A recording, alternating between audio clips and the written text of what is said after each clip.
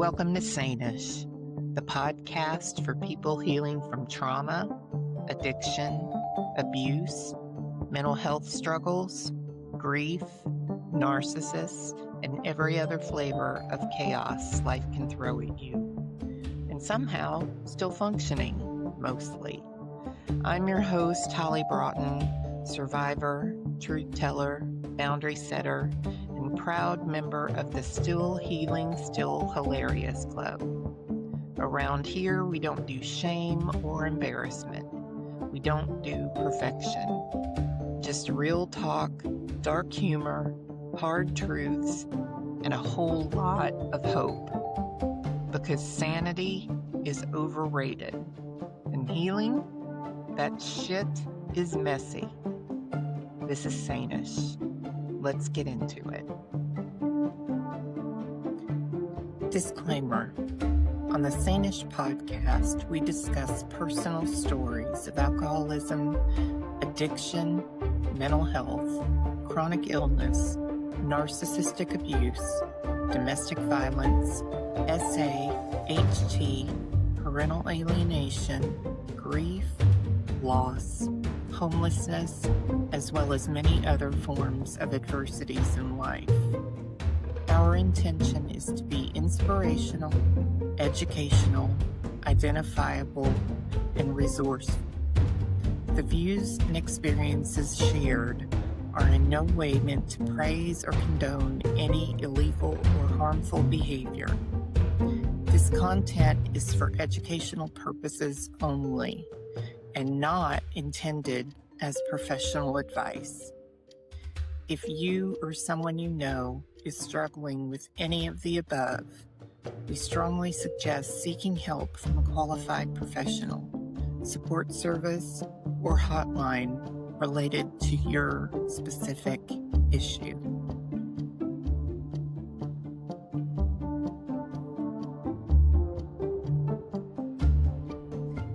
Hi again, my Sane-ish peeps. This is part 2 of the episode with Claudia Ovalles, and we will continue with our episode. She is a military vet and a mom of 2 boys who she's been alienated from. And because of that, she has done some amazing work in legislation, not only with the state of Texas, but with many other states, California, Utah, many, Cadence Law. So it's just an honor to have been able to interview her. And I do not want her efforts to go unnoticed. I thank her for her service, not only in the military, but her service on behalf of all of us alienated parents. So with that, here she is for part 2. So that they wouldn't need me. And so they would just work on him and really just break him down. It's really what they did. And I just hung in there. I would fight, and it ended up being, it will be in court in 8 months to, I get accused of child abuse, and I'm like 2,200 miles away, but I get accused, and he files in California. I'm in Florida, and I have to go and fight it in California. And it's just a lot of strategy. It's a lot of strategies. And I think it revolves around just some evilness that parents will do to, keep, loving parents away from their child. And it is a lot about control. It's a lot about, unresolved childhood trauma, mental health that's not being addressed. And the one here that you're really hurting is this kid, because this is what they're going through. And if you're one of those parents who shares everything, they're seeing it. They're experiencing it when they should actually be shielded from a lot of this litigation. But anyway, I'll give you a chance to your question, because I kind of went off there. That's okay. I mean, it begs the question to me because, whenever I think about the court, I always thought that the courts were there to help you. The courts were there to help you, and the courts were there for the law to Lady Justice for law. But with my experience and all that has happened to me in parental alienation, nope. Everything that has happened to me, it's about who can manipulate. For me, who can manipulate the best, who can manipulate the judge the best is what it's all about. And for me, it's not about the law anymore. It's about, not only that, it's not about the best interest of the child either. It's not about the best interest of the child, because what's happening to these children is so far from doing what's best for their mental health, not good for their mental health. No, I agree. And I really thought that the family court was going to do the right thing. I mean, because I had so many things in my favor, and a lot of times these parents they implode on themselves because they'll basically sabotage, everything for them. The courts don't see it that way. They'll say this is a high conflict case, but when they should be saying who's the high conflict person causing this, and they'll treat you both the same. They never look at who's complying and who's not complying, because these attorneys can argue these things, and you file contempt, they'll file it just to quash it. It's okay, both of you file. One might be valid, one might not be. That's just part of their strategy. It's just to quash it and just keep coming back. And all you're doing is delaying everything, but it's all this mental drainage and that's affecting the child. I mean, us adults, we can probably keep up more than they can, but that's all you're doing is you're just dangling that final hearing in front of these parents. And I just need it to get to the end. At some point, the relationship was just so bad. And when I got falsely accused, I did everything that I could to resolve anything that was lingering over me. I reached out to my mom, and I'm like, maybe I need to do everything that I can to get rid of all this bad juju that might be here. And I went and I reconciled my relationship with my mother. I went to confession, and I told the priest, look, I've been falsely accused and I didn't do any of this. And I remember him, his name was Father Augustine, and he said, you need to clear your name because you didn't do this. And what was filed against you this is evil. He told me. I hired an attorney in California. God bless her. Her name is Mary. My parents went with me, and I went to court in San Francisco, and there was my ex-husband, and he brought my son along because he was going to have him testify that I did do these things. And I remember meeting Mary for the first time. I had hired her over the phone. I retained her over the phone, and never meeting her. She was, amazing. If I could have her and my other attorney, if I could mirror them, they would have been the best. And so I meet Mary, and she says, Claudia, I'm going to do everything I can and to discredit your son. And if that means coming down hard on him, I'm going to do that. And I said, okay, Mary. And so eventually you have to be 14 in California to testify. My son was 8 days shy. And so she argued that he was not the age, and she cited a whole bunch of case law, and the case got dismissed. And the funny thing is that if there was actual child abuse, it wasn't filed in Texas, even though we had pending litigation. This was never reported to any mandated reporters. And my ex-husband never even informed my son's own attorney. He had his own attorney. She wasn't even aware of any of this because it wasn't true. And, they looked at the child's statement that was written by adults. There's just certain terms that a 13-year-old isn't going to use yet it was all prepared by his father or an attorney and things like that. Anyhow, it was his way to try to get a emergency jurisdiction, because in cases of domestic violence, California will allow emergency jurisdiction.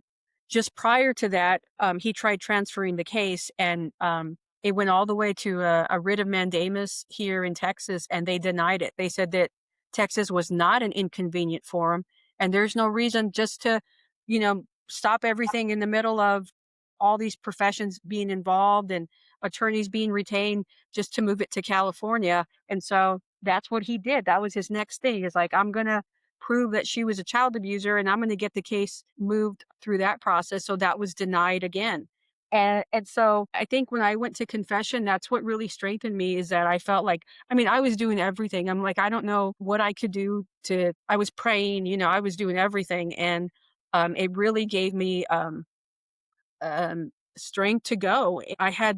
Um, I had all the right support. I had, therapists in Florida. I had a support group here in Texas, everything. And I had, friends from my childhood who knew my son. They knew how close we were, who were in my corner rooting for me. 'Cause, a lot of parents, when they're alienated, they automatically assume you did something. You did something to deserve it. Um, and without, they're just really judgmental. They don't really look at, you know, what actually happened. And a lot of my friends were very supportive because they'd seen a lot of the photos and the outings that we had done, that I had shared on social media. And so it was just a shocker. But what was shocking was that sometimes they can't grasp what kind of parent would do this. Why would they Mm-hmm. do this? What's their reason? If you didn't do something to the child, what did you do to your ex-spouse? And Mm-hmm. and the thing was is that we divorced, and they were controlling, and after we divorced, they no longer had that control over you, and you were living your life and making your decisions, and they didn't like that. I remember my ex-husband asking me when I wouldn't agree to things. He asked me, "Who have you been talking to? Who is filling your head?" And it was like shocking, because I'm like, this is me thinking for myself. And again, it was about that control that he no longer had, and he didn't like it. And I didn't know it at the time.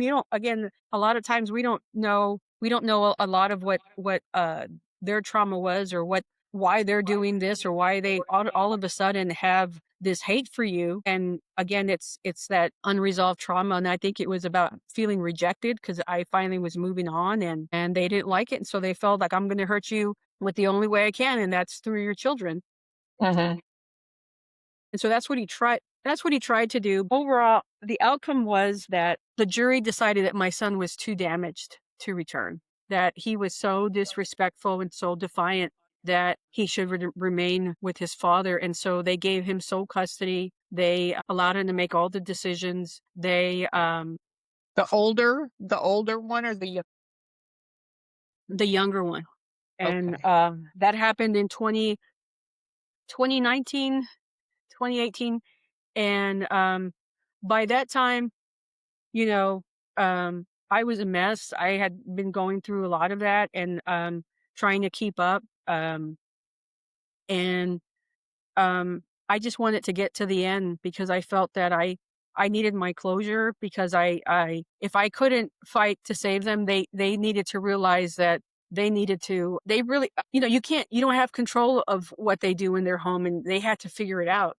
And so I had to just, at that point, let it go. But it was, because like you said, you wonder what the heck is going on. It's like a bad dream, and you can't wake up from it. That's right. Well, especially when, And so I would, Claudia, I have to, and I obviously see that it still affects you, and I'm right there with you, because I was in jail for 7 months on a misdemeanor trying to go get my daughter. They wouldn't let me see her, and she has been withheld from me many times. Just, she's my daughter. And Mhm. and then when I was in jail, I was served with papers from him saying that I was abusing, neglecting. I was served with papers saying that I had abused and neglected my daughter because I hadn't seen her in the last 2 years. Well, I hadn't seen her in the last 2 years because they had been withholding her from me. But not only that, that's why I was there in the first place. That's why I was in jail, because I was there to see her. Yeah, I'm sorry. And those are the pieces that they don't put together, and they kind of twist it that you're the problem. But as you were saying, yeah, it can be emotional, because I mean, it's been years, but when you talk about it and you kind of reflect on some of the stuff, it sounds crazy, but you know, I miss them. I do. But what has gotten me through it is getting involved with the custodial interference. I didn't know about it going through my case, and I learned about it, and I that's how I was able to see my son the last couple of years before he turned 18. Was I learned to enforce it, and I got really good at it. And once I realized how to do it, I said, you know what about and I learned about alienation and I the behaviors, and that one common behavior is withholding the child or it's interfering with custody. And I started telling people about it. They're like, no, there can't be a law. And I'm like, yes, there's a law. And I would advocate with some Texas parents. We've kind of disbanded since then, but I became more familiar with it, got a little bit more vocal about it, and I used it myself. I would see my son, he'd come here and he'd be upset. And at some point, after the outcome, the judge ordered my ex-husband to escort my son here, or to where I was. And that's what made it easier for me to see him. But again, I made it positive. I did the opposite of what he was telling him, that maybe I'm crazy or, overreacting and things like that. However they want to smear it, I just acted normal. I was still loving. Um, it was hard to trust my son, honestly, because some of these kids are just, they just are going to pick up on things, and they're just going to go and run to the other parent and tell them everything. And so I learned to be more cautious, Mm-hmm. especially after the false allegations. And that never came up again. That was never pursued because, again, it wasn't true. I saw my son up to his 18th birthday, but I enforced the court order no longer through a contempt. I would just file for the criminal penal code of custodial interference. And then once I got really good at it, I just started sharing everything that I was doing, learning everything from when the police took the report, where it went next, what level, and how it escalated, and all that. I just started helping parents just by that, so they could get an idea, even though each law was different. And then I helped with some legislation in 2021, and it didn't go very far. It didn't pass, but I learned the process of legislating. So in 2022, I planned on bringing it back in 2023 because Texas's legislation is every 2 years. So I learned the ins and outs, how to build those relationship with legislators, how to basically sell the problem Mm-hmm. and then have a solution. And I used the same bill that didn't pass in 2021. I didn't change anything because I didn't want to start from scratch, but I shopped around to who could carry it, and I was successful in getting a senator to carry it in the Senate and a House representative to carry it in the House. And I was doing this by myself. By this time, I was just driven to get something passed, and I would go to the Capitol. I would, because of COVID, a lot of there was a lot of virtual opportunities, and I could do the meetings. I would do 4 or 5 a week. And 2023 came along, and it was filed. It was HB 969 on enacting a civil penalty for custodial interference through your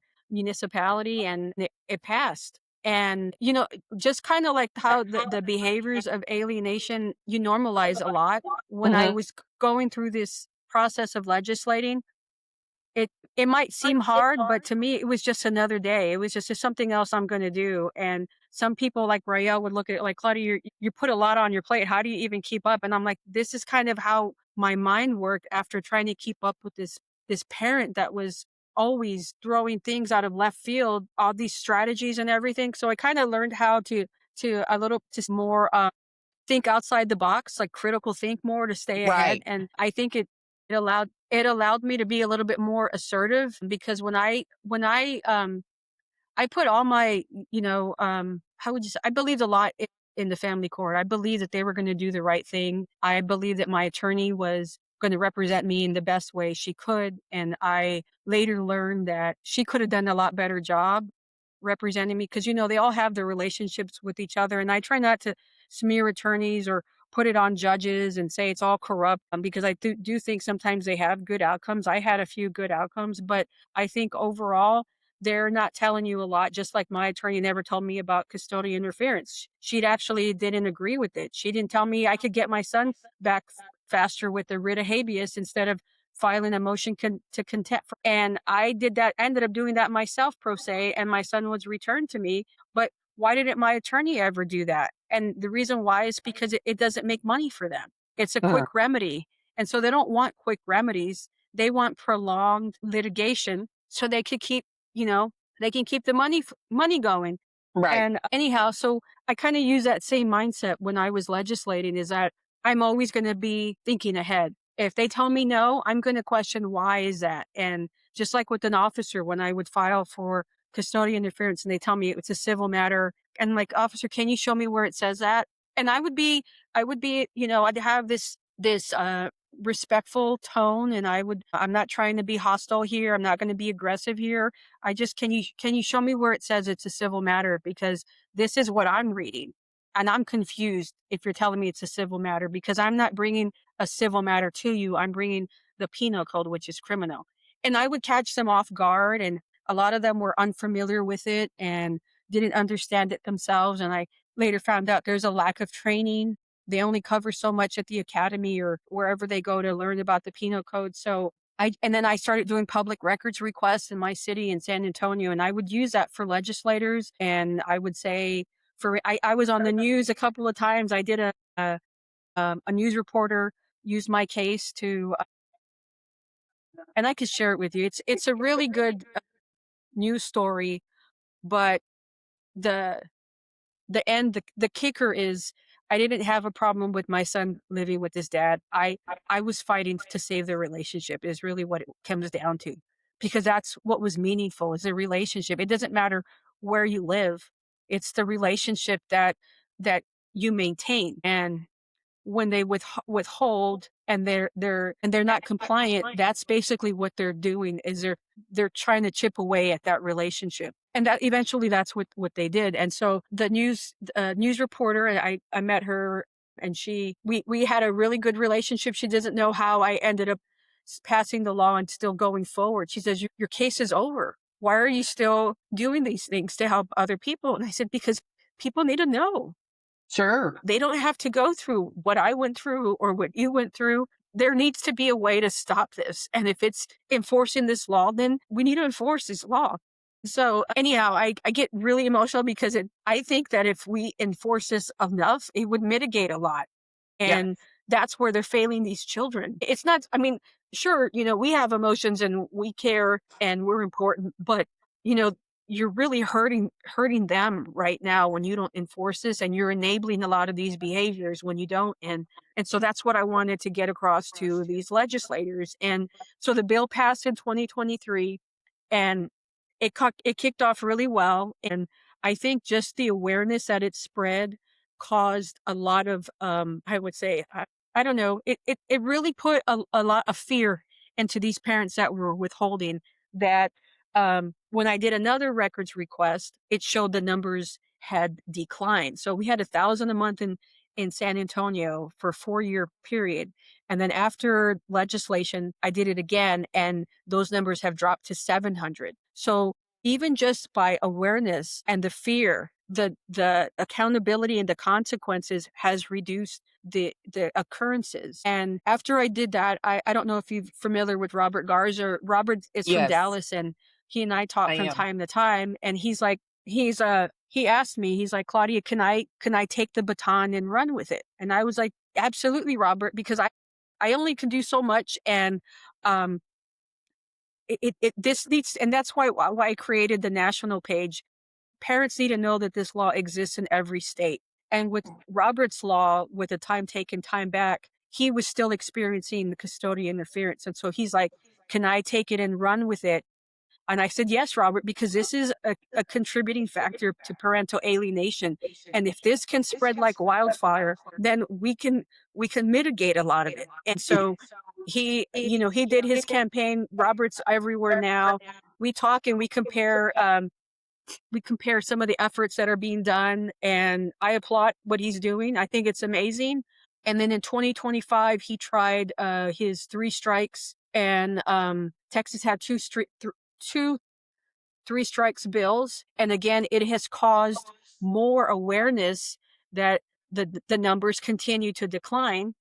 And then I filed a resolution because I got a little bit uh, busier that I couldn't kind of go to the Capitol as much as I wanted to, and I didn't know what else to pass. I I helped some experts oppose a bad bill 25 that had to do with the reunification, and then I proposed a resolution to recognize May 23rd as Parental Abduction Awareness Day in Texas for the next 10 years. And Mm. parental abduction, it was just a better understanding of custodial interference. But because there is a national campaign for parental kidnapping, I borrowed some language from Florida. They have a resolution, and I introduced it in Texas, citing the same statistics and again touching on the numbers in San Antonio, the numbers in Houston and Dallas, and the recent passing of HB9 that it passed. That got recognized in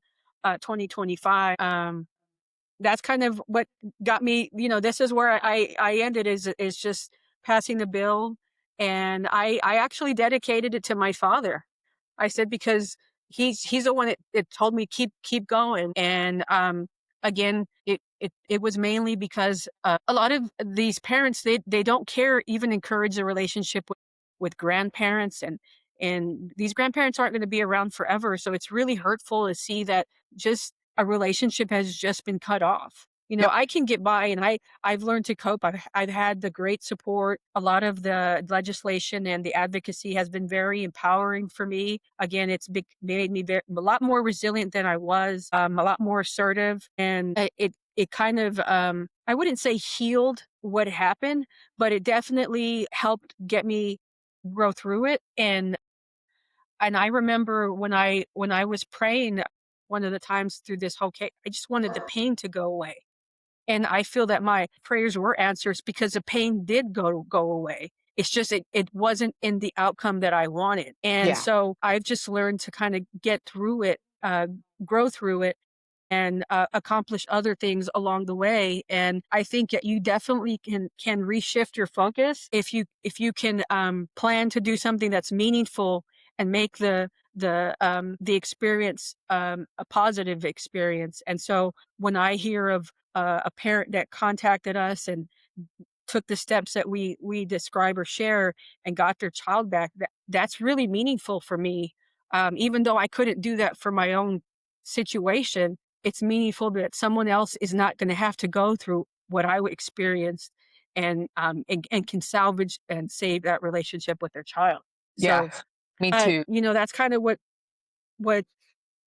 has helped me, in the long run. Yeah, me too. I'm right there with you because um I was going to say something. So were your sons just alienated from you, or were your sons also alienated from your family too? Like Uh, your parents? From my family, my entire Okay. Yeah, my daughter is too. yeah, and my oldest son is named after my father. They were, I mean, like grandparents, they just stayed in touch with your grandkids, and they'll ignore texts, they'll ignore phone calls, they'll send them cards and $25 check, whatever they can. They're retired, they don't make a lot, but what I think is so disrespectful is that you can't even say thank you. You can't respond to a text, and it's really hurtful because I love my father and my stepmom. They've been very supportive, but to see that my own children are disrespectful to them, it really can anger me at times. And then when I send gifts, I used to try to figure out what they would like. And then after a while, I don't know what their interests are anymore. And so, um, you tend to send a text or a gift, and you don't hear any acknowledgement or thank you. That if it's like another slap in the face of rejection, that I had to learn that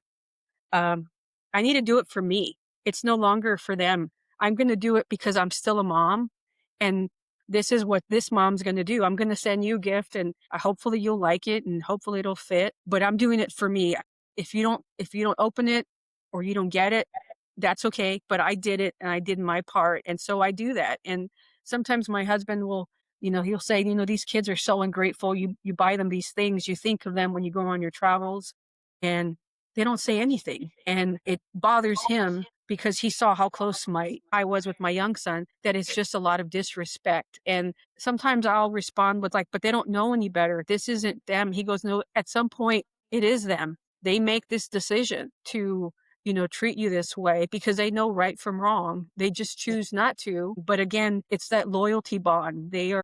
Feel like they have to be so loyal to that other parent that they will withdraw love, and they know that our love is unconditional Mhm. and theirs is based on conditions. And so I send my gifts, I send my cards. As I get further and further away from that outcome, I've just become a lot stronger, and I just enjoy things more than I used to. Because at one point I didn't want to go to see a movie that I know me and my son would have enjoyed seeing together. I didn't want to go to this vacation spot because I would have loved my son to join us. But the reality is you still have to move on and you still have to enjoy yourself. So I take those vacations. I do those things. I see the movie, and I'm hoping he's enjoying it and he's doing well. And that they both are. I've been advocating for a lot. I'm sure he's seen my name come across, or they've looked at the news story, or YouTube. But I have a right to share my experience or my perspective of what I went through.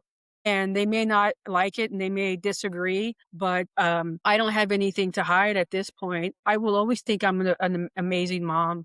I have handwritten letters and notes and things like that, and that's not just something that they said at the time.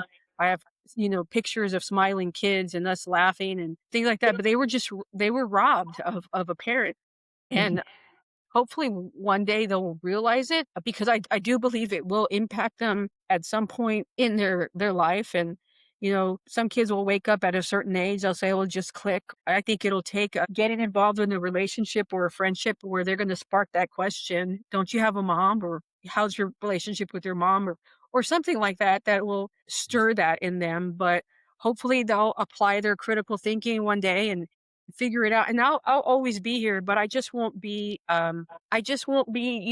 just jump all in, because it's really hard to when the children have changed so much and so much time has gone by. It's really hard because you have your life and you've created these boundaries, and you have to honor those, because Mhm. it's your mental health and it's your happiness and it's your life. So, but again, it takes a lot of time for these parents, and it takes having the right support system and taking care of yourself, and having a distraction. I created a lot of distractions for me, and slowly I'm changing them and finding other things to do, because this whole custody thing, that can take a toll on you, and that can become your life. Like from morning till night, you will think about it and try to kind of, bang your head about what could I have done differently and stuff like that. And I just accepted what I was able to do, and I'm good with that. I really am. Yeah. And so let me ask you, Claudia, how would you define parental alienation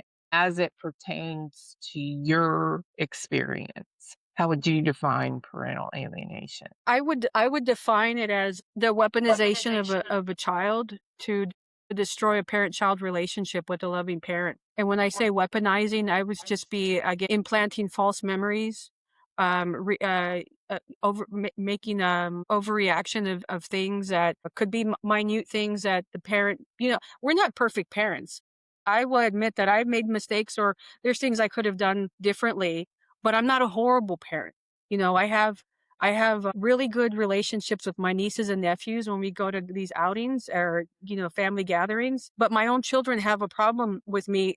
And I truly believe deep down, there was nothing that I did that was as bad as you just cut off a parent. Because there's people like, I looked at a Charlie Sheen Netflix movie. The guy had so many issues, but at the end of the documentary, his children want to be a part of his life. you know so there's parents that are really trying to just stay in their children's life, who are fit parents, loving parents. And then there's parents that maybe there's more of estranged. But Mm. in my personal situation, it was just moving on that their father just could not accept, and he could not accept some of the maybe the issues that he had that were not resolved, and so he just weaponized them to reject me. And I think it has a lot to do with insecurities and not being able to accept that they love two parents and they should love two parents. And so it's a lot of those behaviors and that 5-factor model. I'm not sure if you're familiar with it, but there is a lot of bad mouthing, denigration, just speaking so negatively of the other parent. And when it's so unnecessary, just support the relationship, and that's it. So again, going back to the definition, it's just weaponizing the child to get back at the other parent. And I think that's he accomplished that. So what would you want the viewers or listeners listening to this? What would you want them to walk away with after hearing your story? What would you like for them to understand?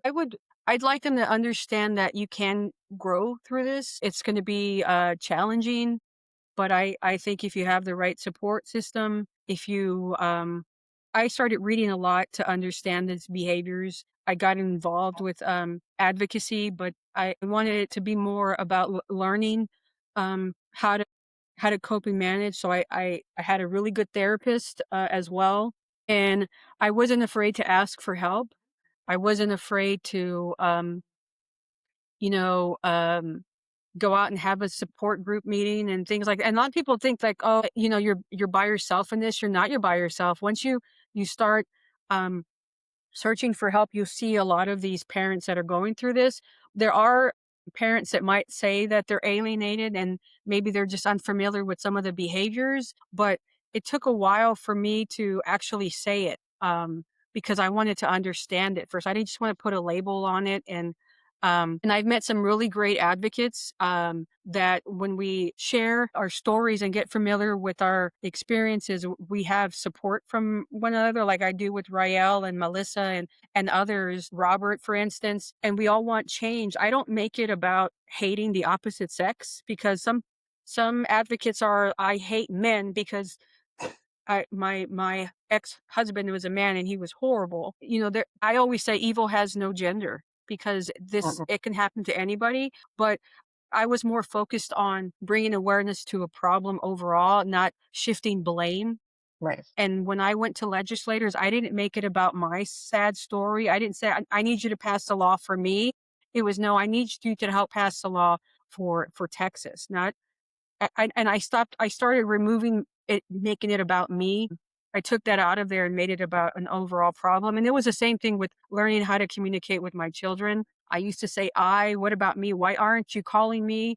I miss you, all these things. I started to learn how to communicate with them about making it about them and focus on them and not rehash any past history.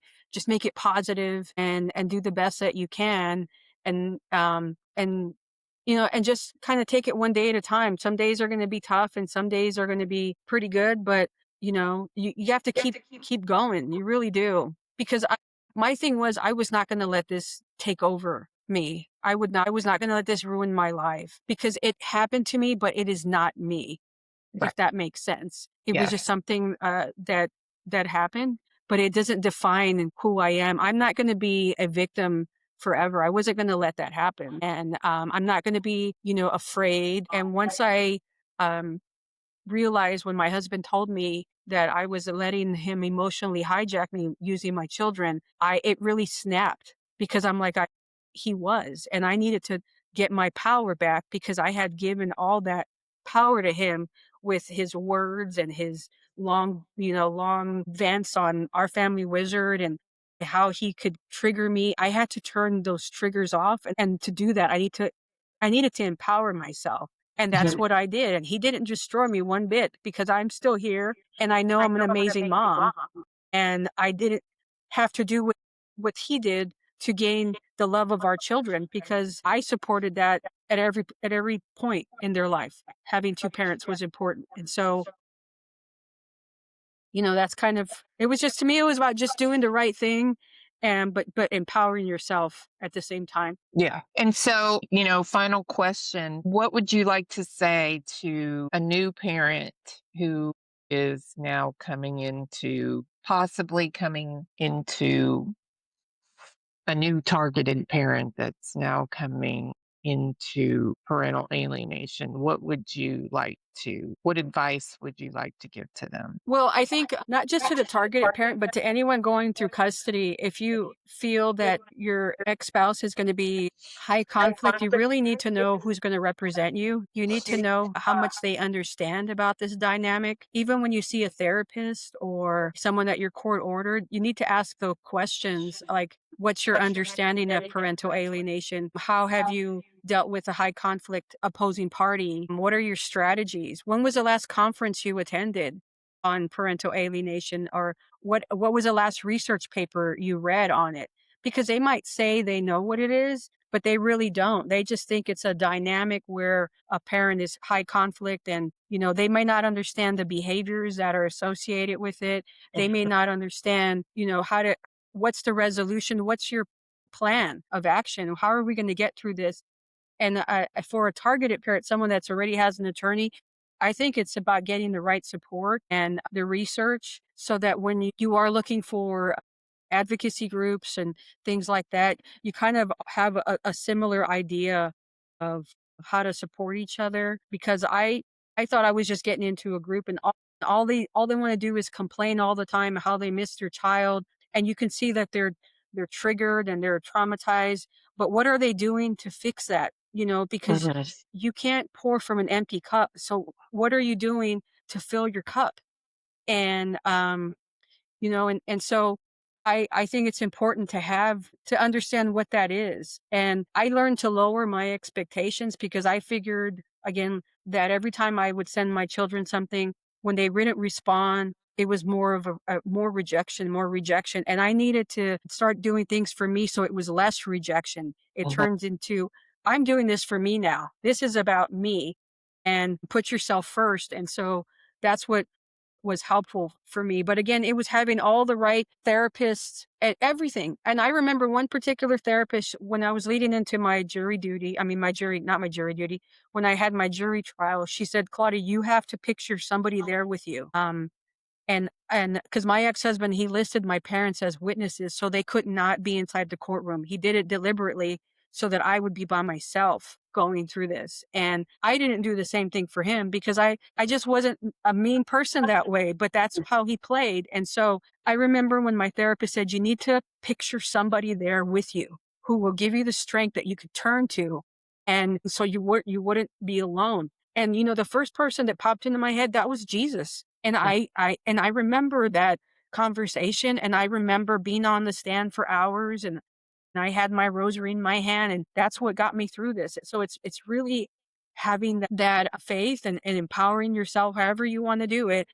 But that's how I did it, and that's how I got through. And so, it will vary for everyone else, but it's just finding what that is. And this is, and I'm not saying, my husband says, Claudia, you can't compare yourself. Other people are going through this. It's a little harder for them. It's not one size fits all. And I get that, but, it's just really turning your pain around and growing through it. And it may take time, but I believe, parents can. It just will just take time. Yeah, it's my story is not the same as your story, is not the same as Rael's story. We all have different, but having said that, we are going through pain for sure. Like we've all been through trauma.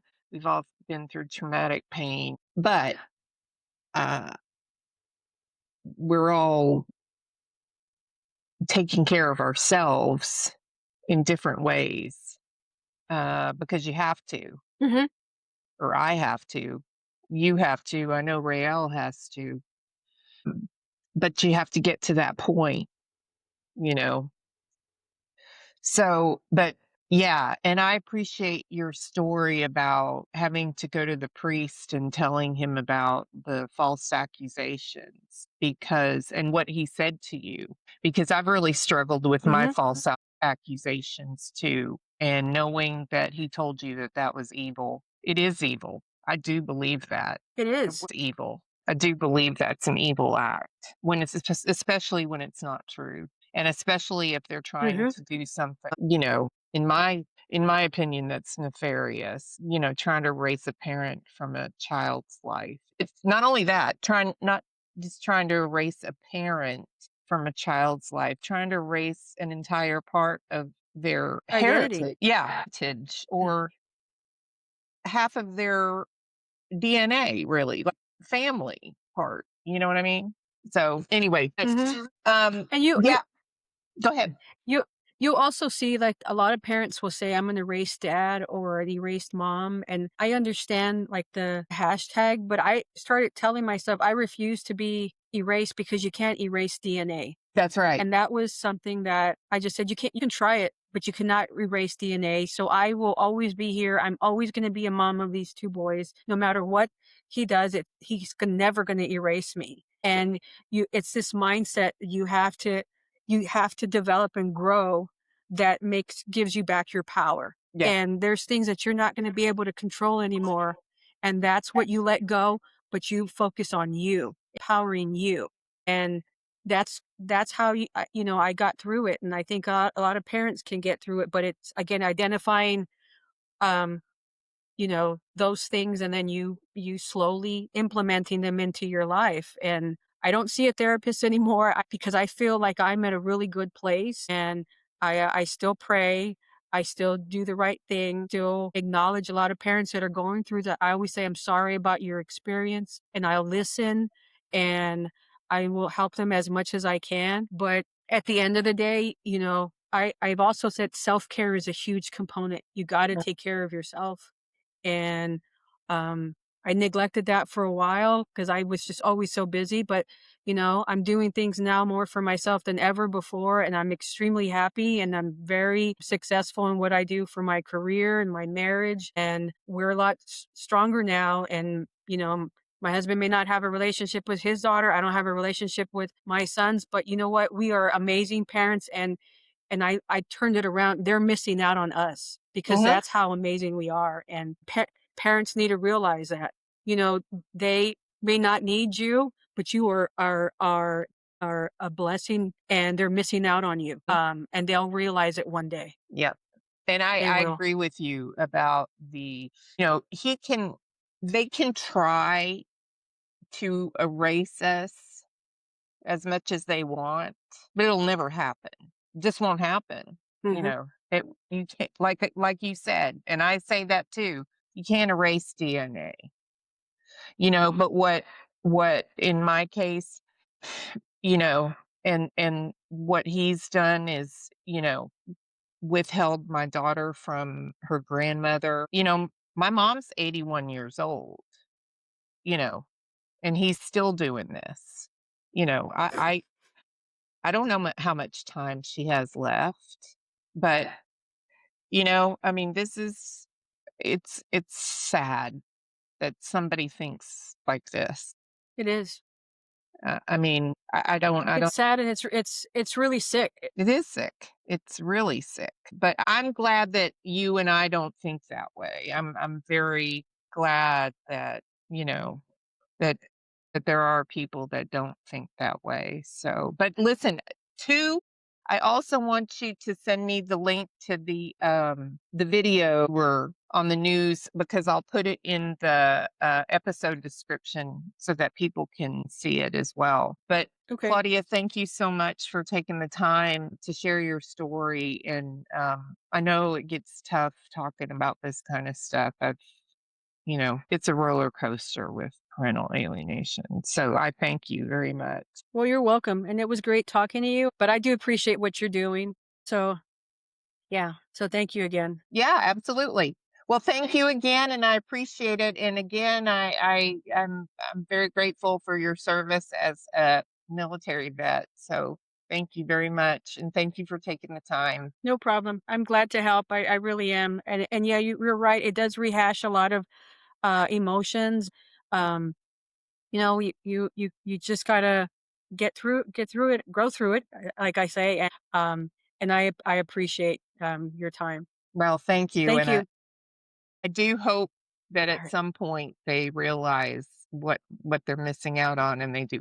I agree. Same with you and your daughter. I really truly believe that, and that's part of my prayers is that these children realize it sooner than later, because time is never on our side, and that's something that parents need to know. It's not on our side. It's either take action now, and because you want to save that relationship as best as you can. Yeah.